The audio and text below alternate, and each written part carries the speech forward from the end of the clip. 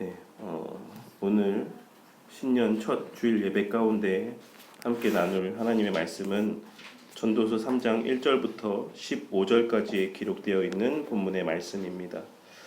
전도서는 우리가 잘 알고 있는 것처럼 솔로몬이 인간이 누릴 수 있는, 인간으로서 경험할 수 있는 가장 극치의 즐거움의 삶들, 좀 더 직접적으로 이야기해서는 최고의 쾌락적인 삶을 다 살고 난 이후에 그 인생 후반부에 하나님의 은혜로 깨닫게 된 삶에 대한 체험적인 고백의 내용들과 삶의 진정한 가치에 대한 고백의 내용들이 담겨져 있는 성경의 말씀이라고 할 수가 있습니다. 오늘 본문의 말씀도 그와 같은 맥락 가운데 있는 말씀으로서 하나님이 배제된 인생의 모든 수고가 결국에는 허무와 좌절만을 안겨주는 수단에 불과하다라는 사실들을 증거하면서 인생의 참된 목적과 가치는 오직 하나님 안에서만 발견될 수 있다라는 사실을 선포하고 있는 것이다라고 할 수가 있습니다. 오늘의 이 본문의 말씀을 통해서 2020년 새해를 시작하며 각자가 세운 계획이나 결단들에 우선하여서 우리가 진정 기억해야 되는 것은 무엇인지, 하나님 앞에서 어떤 삶이 진정 가치 있고 의미 있는 삶인지를 다시 한번 되새기게 되는 은혜가 있으시기를 바라겠습니다. 오늘 본문의 말씀은 하나의 분명한 진리를 선포하면서 시작을 하고 있습니다. 그것은 바로 1절 말씀에 기록되어 있는 범사의 기한이 있고 천하 만사가 다 때가 있다라는 사실입니다. 본문에서 기한과 때라고 번역되어 있는 표현은 헬라어로 우리가 한 번쯤은 들어봤을직한 표현이라고 할 수가 있는 크로노스와 카이로스라는 단어로 번역할 수가 있는 표현입니다. 일반적으로 크로노스는 일정한 시간의 때, 어느 정도의 이렇게 범주를 포함하고 있는 시간의 때를 의미하는 표현이고, 카이로스는 정해진 한때, 그러니까 어떤 기한의 명확한 한 시점을 이야기하는, 지정하는 어떤 그런 의미를 담고 있는 표현이라고 할 수가 있습니다. 솔로몬은 이 표현을 통해서 이 세상에 존재하는 모든 일들은 어느 하나 예외가 없이 이러한 시간의 질서 가운데 진행되어져 간다라는 사실을 증거를 하고 있는 것입니다. 그러한 예를 우리가 어디서 또한 확인할 수가 있냐면 영화 닥터 스트레인지라는 영화를 보면 거기에 나오는 사람들이 이야기하기를 인간에게 있어서 최대의 적이 무엇인가 라고 이야기할 때에 그것은 곧 시간이다라고 이야기하는 사람들이 등장하는 것을 알 수가 있습니다. 이 세상에 사는 모든 사람들은 일상의 삶 가운데는 인지하지 못하고 살아갈 때도 있을 수는 있지만 마음 한켠에는 늘 시간의 구속함을 불편하게 여기며 그 사실을 염두에 두고 살아간다라는 사실입니다. 그냥 정신없이 바쁘게 살 때에는 이 시간이라는 것이 나에게 무한하게 주어져 있는 것처럼 생각하며 그 삶의 마지막 때를 전혀 인지하지 못하고 살아갈 수는 있지만 어느 순간 문득 우리의 마음 가운데 나에게 정해진 시간이 제한되어 있다라는 사실들이 내 마음을 짓누르게 될 때가 있다라는 것입니다. 그리고 설령 그 시간의 구속에서 자유하다라고 스스로 생각하는 사람들조차도 심적으로는 그 굴레를 벗어났다라고 할지 모르겠지만 물리적으로는 그 시간의 굴레 가운데서 자유함을 누릴 수 있는 사람은 존재는 이 세상 가운데 존재하지 않는다라는 것입니다. 그와 같이 이 세상에 존재하는 만물은 하나님께서 창조하신 시간의 질서 안에서 살아갈 수밖에 없는 존재라는 사실을 오늘 말씀은 분명하게 선포하며 이후의 말씀들을 시작을 하고 있는 것입니다. 솔로몬은 그리고 범사에라는 표현을 통해 그 시간이라는 하나님의 정하신 질서에서 벗어나서 존재할 수 있는 대상은 없다라는 사실을 분명하게 밝혀주고 있는 것이며 이 세상에 존재하는 모든 것이 다 이 시간이라는 틀 안에서 진행되어져 간다라는 사실을 확실하고도 분명하게 밝혀주고 있습니다. 그리고 이어서 2절부터 8절까지에 이어지는 말씀을 통해 반복되어지는 여러 가지 표현들은 그 시간의 굴레 안에서 일어나는 우리 삶에서의 체험되어지는 모든 실제적인 일들에 대해 언급을 하고 있는 것이며 그것은 우리의 생명과 건강과 희노애락과 일과 관계된 모든 부분에 이르기까지 더 나아가서 국가적인 문제나 우리의 영적인 부분의 문제에 이르기까지 다 아울러서 2절부터 8절까지의 말씀에서 언급을 하고 있는 것입니다. 그러니까 다시 말해서 이 땅에서 우리가 살아가면서 겪게 되는 모든 순간들, 사람을 사랑하거나 자녀들을 출생하거나 혹은 내가 태어나거나 죽음을 맞이하거나 내가 영적으로 거듭나거나 내가 속한 국가가 흥왕하거나 멸망하거나, 그러니까 내가 이 땅에서 겪을 수 있는 모든 시간들을 이 2절부터 8절 사이에 기록되어 있는 말씀을 통해서 우리 가운데 총망라를 하고 있는 것입니다. 인간이 영육간에 경험할 수 있는 모든 일들이 다 하나님의 정하신 기한과 때에 따라 진행되어져 가는 것이다 라고 이러한 말씀의 내용들을 통해서 우리에게 증거를 하고 있는 것입니다. 그러면서 우리를 향해 질문 아닌 질문 하나 던지고 있는데, 그것이 바로 9절에 기록되어 있는 일하는 자가 그의 수고로 말미암아 무슨 이익이 있으랴는 질문입니다. 이는 우리가 표현의 내용을 통해서도 확인할 수 있는 것처럼 이미 아무 이익이 없다라고 하는 답이 정해져 있는 뻔한 질문이라고 할 수가 있습니다. 자녀를 낳기 위해 수고하는 것도, 하루를 더 살기 위해 인간이 몸부림치며 애를 쓰는 것도, 남들보다 성공하기 위해서 다른 시간들을 쪼개어가며 아껴가며 수고하는 삶을 살아가는 것도, 또한 다른 이의 사랑을 얻기 위해 마음 졸이며 밤잠을 설치며 살아가는 그 모든 삶의 순간들도 결국에는 내 마음대로 되는 일이 없다는 사실을 본인의 삶과 본인의 경험과 본인의 체험을 통해서 오늘 본문의 말씀을 통해 우리에게 증거를 하며 고백을 하고 있는 것입니다. 그렇기에 솔로몬은 이 땅에서의 우리의 모든 수고를 10절에 기록된 노고라는 표현으로 묘사를 하고 있는 것입니다. 이 노고라고 번역되어 있는 히브리어 표현인 이느얀이라고 하는 표현은 전도서에는 총 8번이 기록되어 있는 표현입니다. 그런데 그 8번 사용되는 그 모든 표현들 가운데 하나같이 예외가 없이 전부 다 부정적인 뉘앙스로 사용을 하고 있습니다. 그러니까 이 내용들을 통해서 솔로몬은 자신이 이 땅에서 인간이 추구하는 모든 성공과 부귀와 육체적인 쾌락과 지혜롭다 여겨지는 칭송함과 존경과 모든 즐거움들, 그러니까 이 땅에서 사람들이 추구하는 권력이라는 것들, 명예라는 것들, 부귀들, 이 모든 것들을 내가 다 경험해 보았지만, 내가 다 누려 보았지만 결국 하나님과 관계되지 않은 상태에서 모든 것을 성취하고 누린 뒤에 찾아온다라는 것은 결국에 허무함과 절망뿐이다라는 사실을 그가 스스로 깨닫게 되었다라는 것이에요. 제가 예전에도 여러 번 말씀을 드렸지만 여러분은 아니다라고 생각할지도 모르겠습니다. 왜냐하면 나는 경험해보지 않았으니까. 나는 솔로몬과 같이 부유하게 살아본 적이 없으니까. 나는 솔로몬과 같이 그러한 칭송을 받아본 적이 없으니까. 나는 그러한 순간들을 맞이하면 나는 더할 나위 없이 너무나도 기쁠 것 같다 라고 생각하시는 분들이 있을지도 모르겠습니다. 하지만 성경의 말씀은 이 솔로몬이라는 사람도 그 인생의 말년에는 그 모든 것들을 다 경험하고 났을 때 그에게 찾아온 것은 허무함 뿐이었다라는 것을 오늘 이 본문의 이 전도서의 말씀을 통해서 장황하게 우리에게 설명을 해주고 있다는 사실을 우리가 간과해서는 안 될 것이다라고 생각이 됩니다.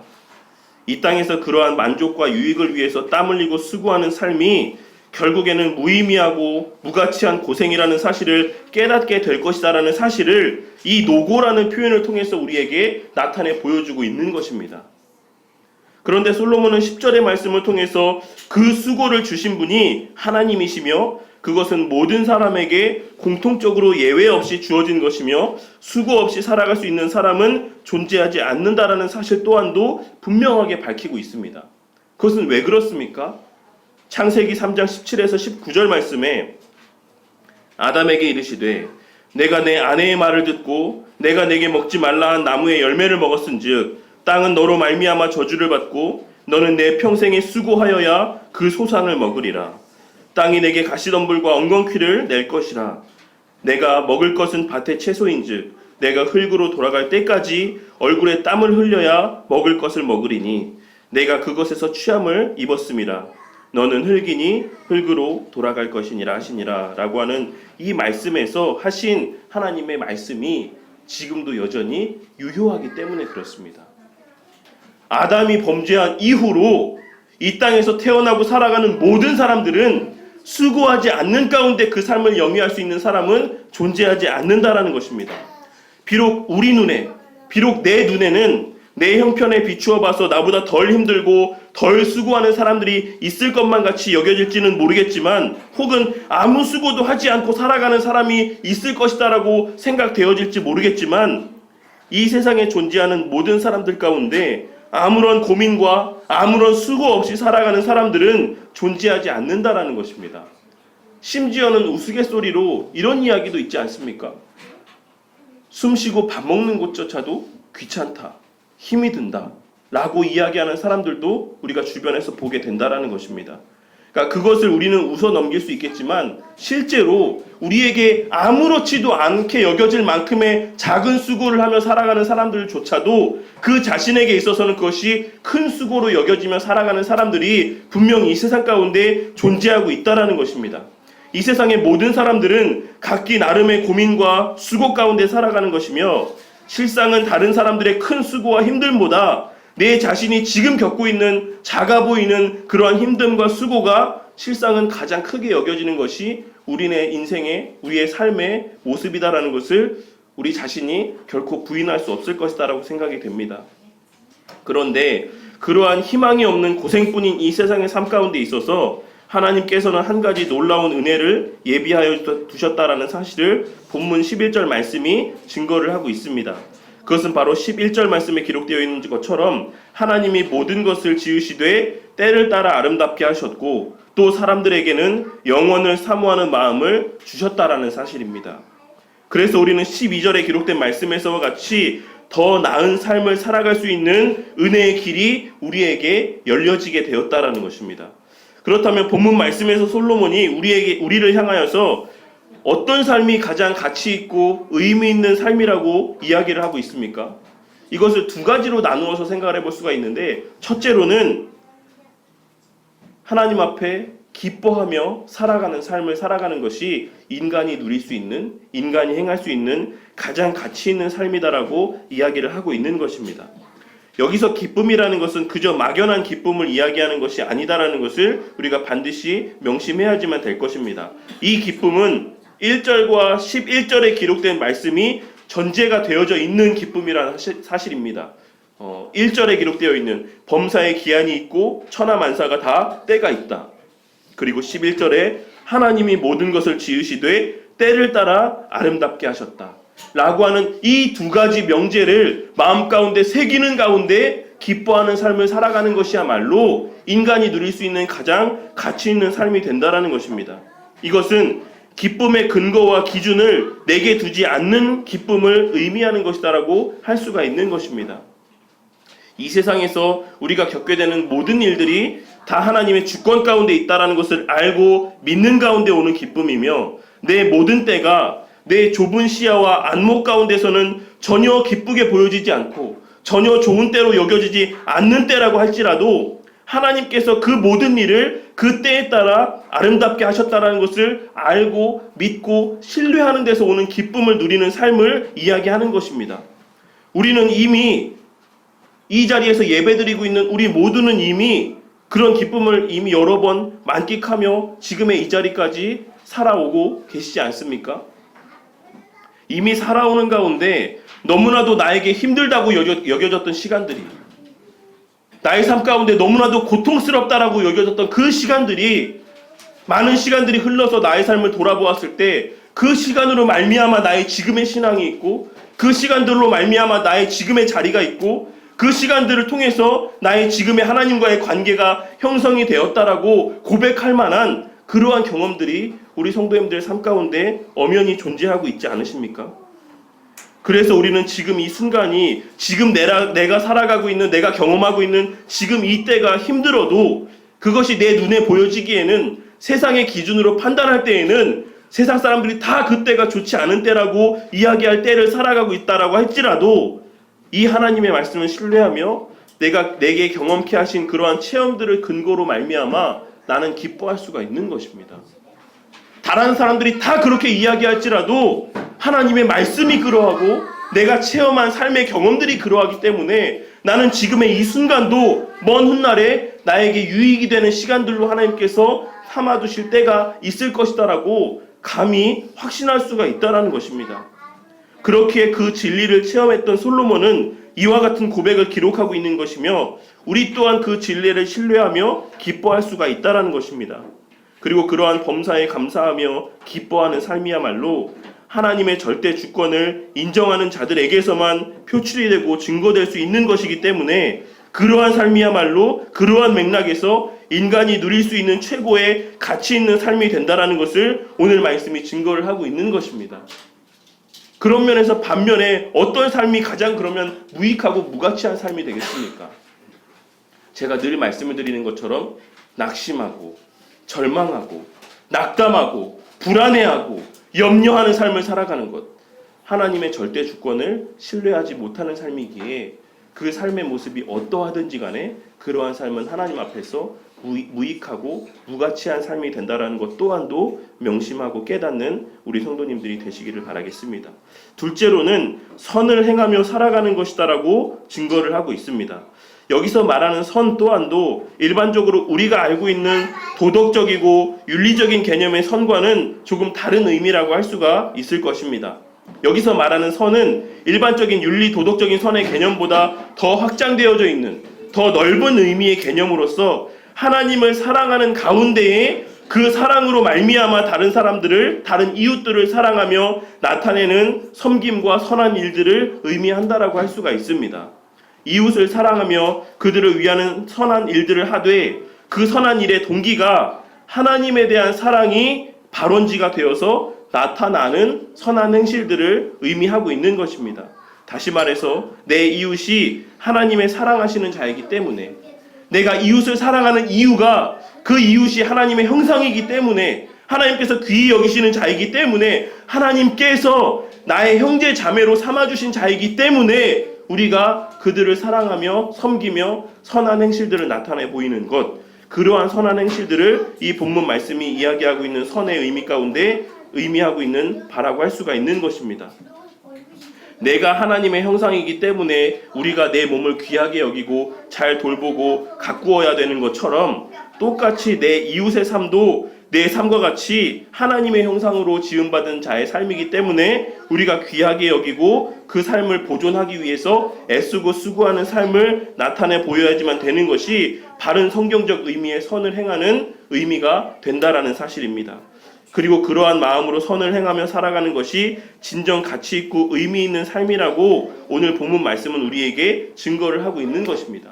왜냐하면 표면적으로는 우리가 사람을 위하고 사람을 섬기며 선한 일들을 하며 살아가는 것이긴 하지만 그 선한 일들을 행하는 동기가 하나님을 사랑하기 때문입니다. 그 선한 일을 하는 목적이 하나님을 기쁘시게 하기 위한, 하나님께 영광을 돌리기 위한 선한 삶을 살아가는 것이기 때문에 그러한 선한 행실들이 결국에는 하나님께 기쁨이 되는 것이며, 그러한 맥락에서 그러한 삶이 인간이 살아갈 수 있는, 누릴 수 있는 가장 가치 있는 삶이라고 오늘 본문 말씀이 증거를 하고 있다라는 것입니다. 그런데 앞서 앞부분에서도 언급을 했던 것처럼 일반적으로 많은 사람들이 하나님을 알지 못하고 믿지 않음에도 불구하고 선한 일들이라 여겨지는 일들을 하면서 살아가는 경우들을 우리가 어렵지 않게 볼 수가 있습니다. 그러니까 저 사람은 예수를 믿지 않는데도, 저 사람은 교회를 다니지 않는데도 오히려 교회를 다니는 사람들보다 더 윤리적으로, 더 도덕적으로 깨끗하고 더 의롭다 여겨질 만한 그러한 선한 삶을 살아가는 사람들이 분명히 우리 삶 가운데 존재하고 있다라는 것입니다. 그러면 이 사람들은 어떻게 그러한 선한 행실들을, 그러한 의로워 보이는 행실들을 나타내 보이는 것이다라고 할 수가 있겠습니까? 그것은 11절 말씀에 기록된 것처럼 인간에게는 하나님께서 영원을 사모하는 마음을 주셨기 때문입니다. 여기서 본문에서 영원이라고 번역되어 있는 표현은 사실 이게 정확한 어떤 의미인지에 대해서는 우리가 명확하게 이야기를 할 수가 없는 표현입니다. 왜냐하면 그 용례를 우리가 정확히 확인할 수가 없기 때문에 그렇습니다. 그런데 기타 이 비슷한 용도의 표현들을 다른 성경 가운데서 쓰여졌던 그런 용례들을 통해서 추측해 보았을 때 이 표현은 영원이라고 번역을 하기보다는 과거와 현재와 미래에 대한 자각이라고 번역을 하는 것이 좀 더 의미 있는, 좀 더 합당한 번역이라고 할 수가 있어요. 이게 무슨 말이냐면 동물들은 어떻게 살아갑니까? 동물들은 그 한 때만 살아가요. 그 주어진 한 때, 그 주어진 시간만을 중요시 여기면서 살아갑니다. 그런데 인간은 어떠합니까? 인간은 과거를 돌아보고 현재를 과거에 비추어 생각하며 그것을 근거로 미래를 계획하면서 살아가는 존재가 인간입니다. 그러니까 그러한 인간의 어떤 본성적인 특성을 이 본문의 말씀에 이 영혼이라고 번역되어 있는 이 표현이 의미하고 있는 바라고 할 수가 있는 거예요. 인간은 과거와 현재와 미래를 종합적으로 고려하며 살아갈 수 있는 그러한 존재가 하나님께서 되게 하셨다라는 것을 이 본문 말씀이 의미하고 있는 것이다라고 할 수가 있는 것입니다. 사실 이 사모하는 마음이라는 표현도 원문에는 기록이 되어 있지 않아요. 이 사모하는 마음이라는 표현 자체가 원문에는 기록되어 있지 않습니다. 의역이라고 할 수가 있는 것이죠. 그래서 이 본문 말씀을 다시 해석을 해보자면 하나님께서 사람들에게는 과거와 현재와 미래를 생각할 수 있는 마음을 주셨다라고 번역을 하는 게 원문에 가까운 해석이 될 수 있다라는 것입니다. 동물들은 단지 그 순간만 배부르면, 동물들은 그 순간만 행복하면 아무런 걱정도 없이 살아갈 수 있는 그런 피조물들이지만 사람은 그러하지 않고 지금 당장 내가 먹고 살만하다고 할지라도 미래를 염려할 수 있는 그러한 마음들을 하나님께서 주셨고 과거에 비추어서 동일한 실수를 다시 하지 않을 수 있는 그러한 마음들을 인간에게는 허락해 주셨다라는 것입니다. 그래서 사람들은 과거를 돌아보며 더 나은 삶을 살기 위해 더 나은 미래를 기대하며 선한 일들을 추구하며 현재의 삶을 살아가는 자들이 예수를 믿지 않는 자들 가운데도 존재할 수가 있게 된 것입니다. 하나님께서 과거와 현재와 미래를 동시에 고려할 수 있는 그런 마음들을 주셨기 때문에. 그런데 여기에는 치명적인 약점이 존재하고 있습니다. 그것은 바로 하나님의 하시는 일의 시종을 사람으로서는 측량할 수 없게 하셨다는 것이에요. 여기서 측량하다라고 번역되어 있는 표현 또한도 원문에는 이와 같이 어떤 측량하고 계산하고 이렇게 어떤 이런 의미를 띠고 있는 기록으로 원문으로 사용된 것이 아니라 발견하다라는 의미의 표현이 기록이 되어 있어요. 그러니까는 하나님께서 일하시는 어떤 일의 시작과 그 끝, 그러니까 하나님의 일하시는 것들의 목적을 사람으로서는 절대 발견할 수 없게 만드셨다는 것입니다. 인간은 인간 나름대로 하나님께서 허락하신 과거를 돌아보며 더 나은 미래를 추구하며 살아가고자 하는 마음을 갖게 되기는 했지만 그 과정 가운데서 궁극적인 목적을 알 수 없는 상태 가운데 있다라는 것입니다. 그렇기에 우리가 너무나도 잘 알고 있는 유명한 인물이라고 할 수 있는 테레사 수녀라는 사람은 그 평생의 삶을 헌신적인 삶을 살았지만 결국 개선됨이 없는 현실의 삶을 바라보며 늘 낙심하는 삶을 살았습니다.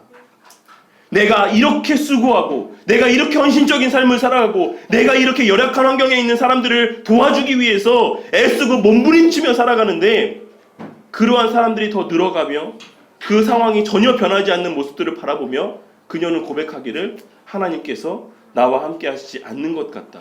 하나님께서 나를 버리신 것 같다. 라고 하는 그런 고백들을 자신이 신뢰하는 그 동료 신부에게 편지로 남겼다라는 사실입니다. 그리고 그러한 책들이 하나로 모여져서 최근에 책으로 출간이 되었죠. 그녀가 그 피카키 신부라고 하는 그 사람에게 보낸 편지들이 모아져서 책으로 출간이 되었는데 그 책에서 테레사 수녀는 다음과 같은 말을 남겼습니다. 끔찍한 상실감, 말로 표현할 수 없는 어둠과 외로움, 주님을 향한 끊임없는 갈망이 마음 깊은 곳에서 저를 괴롭게 하고 있습니다. 어둠이 너무나 깊어서 제 마음으로도 이성으로도 아무것도 보이지 않습니다.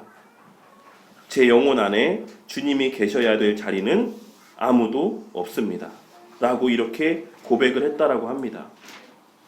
그리고 그녀는 그와 같은 좌절과 절망 가운데 고독과 슬픔 가운데 숨을 거두었습니다. 사람들이 보기에는 그녀의 삶이 고결하고 헌신적이고 성렬하고 추앙받을 만큼의 헌신적인 수고의 삶이라고 여겨졌을지 모르겠지만 그러한 그녀의 성료로 추앙받을 만큼의 수고와 헌신적인 삶에도 불구하고 그녀가 처한 그 현실의 삶은 전혀 하나도 변하지 않았다라는 것입니다. 그리고 그 사실이 그녀를 너무나도 짓눌렀고 정말로 하나님이 살아 계시다라고 하면 어떻게 이와 같은 사람들이 이와 같은 힘든 환경 가운데 계속해서 버려진 가운데 살아갈 수가 있는 것인가라는 그러한 자괴감들이 그녀로 하여금 하나님에 대한 불신을 불러오게 만드는 그러한 수단들이 되었다라는 것입니다. 하나님의 하시는 일의 시종을 알지 못한 채 수고하는 자들, 선하다 여겨지는 삶을 살아가는 자들의 모습이 이러한 것입니다. 하지만 우리는 어떠합니까? 그리스도 안에 거하게 된 지체라고 할 수 있는 우리는 어떠한 삶을 살아가는 가운데 있습니까? 우리는 인간에게는 허락되지 않았던 그 일의 시종을 그리스도로 말미암아 성령 하나님의 조명하심으로 말미암아 이제 우리는 알게 되는 그러한 삶을 살아가고 있다라는 것입니다. 그리스도께 속한 자들이기 때문에 그리스도께 속한 하나님께 속한 그 일의 시종에 관한 지식이 이제는 우리에게도 열리고 우리도 그 일들을 바라보며 살아갈 수 있는 그러한 특권들이 우리에게 주어져 있다라는 것입니다. 그렇다라고 하면 여기서 말하고 있는 하나님의 일의 시종이 무엇입니까? 그 삶의 과정들을 통해서 하나님께서 당신의 백성들을 구원해 나아가신다라는 것이에요. 이 땅에서 우리에게 주어진 모든 시간들이 생명과 죽음과 이 땅에 나는 것과 살아가는 것과 일하는 것과 고난받는 것과 질병에 걸리는 것과 그 질병에서 회복되어지는 그 모든 사랑하고 결혼하고 애를 낳고 자식을 키우며 살아가는 인간에서 겪게 되는 모든 삶의 순간들을 통해서 결국에 하나님께서 하시는 일은 우리에게 만족을 주고 우리에게 이 땅에서 영원한 삶을 살게끔 하시기 위한 수단이 아니라 하나님의 백성이 되게 하시기 위한 수단으로서 이 모든 과정들을 통해 역사하신다라는 것, 그것을 우리는 알게 되었다라는 것이에요. 그래서 나의 수고를 통해서 현실이 변화되어지지 않는다라고 할지라도 우리는 거기에서 절망하지 않을 수 있다라는 것입니다. 왜냐하면 그 과정들을 통해서 하나님께서는 그 삶의 현실을 바꾸시는 것이 아니라 그 사람의 내면적인 하나님을 향한 신앙의 모습이 변화되어지게 만들어 가시기 때문입니다. 그리고 우리는 그것을 앞서도 언급했던 것처럼 우리의 실제 삶 가운데 그러한 것들을 체험하며 살아가고 있지 않습니까? 그렇게 우리는 13절 말씀에 기록된 말씀에서와 같이 먹고 마시며 수고함 가운데 주시는 기쁨을 누릴 그때에도 그것을 하나님께서 주신 선물로 여기며 하나님께 영광을 돌리는 삶을 살아갈 수 있지만 우리에게 힘들고 수고스럽다라고 여겨지는 삶을 살아갈 때에도 우리는 변함없이 기뻐할 수가 있다라는 사실입니다. 왜냐하면 그 모든 일들이 결국에 우리의 신앙을 세우고 하나님의 백성이 되게 하시기 위한 수단들이고 그 연단의 과정들을 통해서 하나님께서 종국에는 우리의 신앙을 더욱더 견고하게 하시고 우리의 하나님을 향한 신뢰를 더 풍성하게 하여 주실 것을 우리가 체험적으로 알고 확신하고 있기 때문에 그렇습니다. 그리고 그와 같이 하나님의 택한 백성들을 구원하시기 위한 수단으로서 사용하시는 인간 만사의 모든 일들과 그 일들을 통해 진행되어지는 구속의 역사는 과거에도 있었듯이 지금도 있고 미래에도 있을 것이며 그 일들을 통해 하나님께서는 계속해서 하나님의 구속 역사를 성취해 나아가실 것이다라는 사실을 말씀하시며 오늘의 말씀을 끝맺음하고 있습니다. 오늘 말씀도 우리가 익히 잘 알고 있는 신앙의 기본 원리에 대해서 다시금 되새기게 해주는 본문의 말씀이라고 할 수가 있습니다.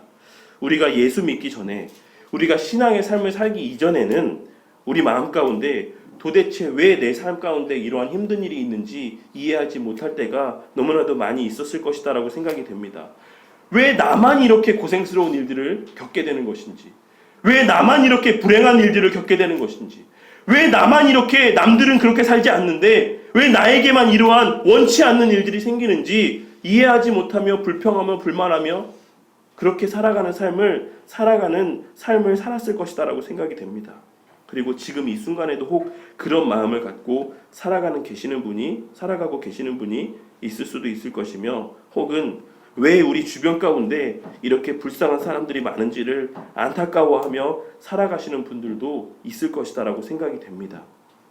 하지만 우리 하나님께서는 오늘 말씀을 통해서 우리에게 분명하게 말씀하고 계십니다. 하나님이 모든 것을 지으시되 때를 따라 아름답게 하셨다라는 하나님의 말씀입니다.